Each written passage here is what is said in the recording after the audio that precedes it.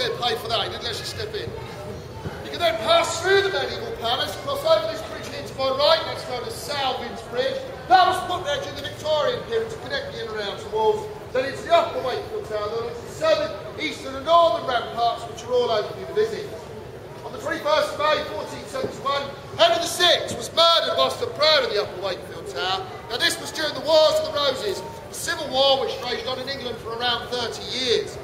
It got its name from the fact that participants would pick flowers from a garden to represent their individual sides. So the red rose of Lancaster, the houses of Lancaster, and the white rose of York, the houses of York. With the Lancastrian King Henry VI dead, the head of the Yorkist family comes to the throne, Edward IV. He brings his own brother to the Tower of London, George Hugh Clarence.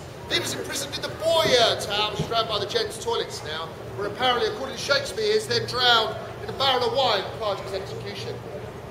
Behind you, ladies and gentlemen, you can see the Bloody Tower. That tower, ladies and gentlemen, was always called the Bloody Tower. It used to be known as the Garden Tower. Shakespeare referred to that tower as the Tower of Blood. In his play, Richard III, because the two alleged murders that took place up there.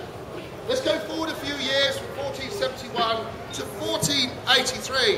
Edward IV dies, but he leaves behind two sons, 12-year-old uncrowned Edward V and his younger 9-year-old brother, Richard the Duke of York. Now Edward was deemed too young to rule England, so both of the boys were christened in that tower by their uncle, Richard the Duke of Gloucester. They are then declared illegitimate, with these two lads now out of the line of accession. Their uncle then becomes Richard III. 1483. Shortly after his coronation, the two lads held in that tower disappeared, ladies and gentlemen. They were never seen alive again. The Lancastrians, though, had one last card to play. A man named Henry Tudor. He comes to England and defeats Richard III at the Battle of Boswell Field in 1485. He is then crowned Henry VII, the first of the Tudor dynasty. Now, ladies and gentlemen, in 1485, an investigation was done on what happened to the two princes. And two men came forward admitting murder of these two lads. They stated they had smothered them while they slept in a bedchamber in that tower. The bodies were then buried within the Tower of London, the exact location known only unto God.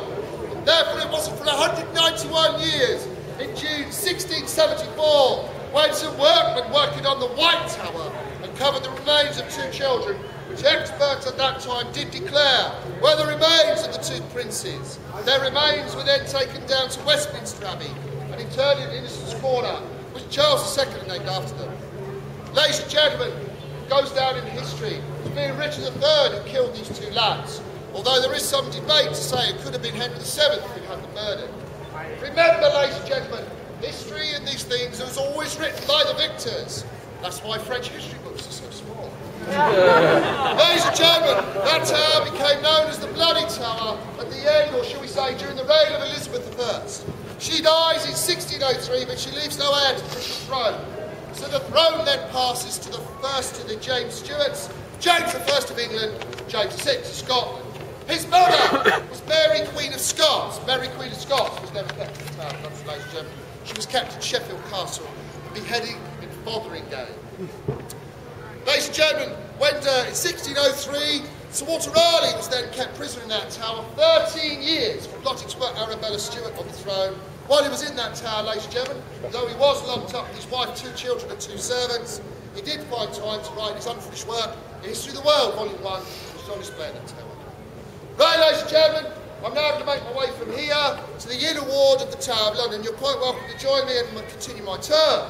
As we pass through that archway, look left and right, and you will see 2 metal bars with spikes on. They are known as Wellington's chairs, put there by the Duke of Wellington to stop soldiers hiding in corners and smoking whilst on duty.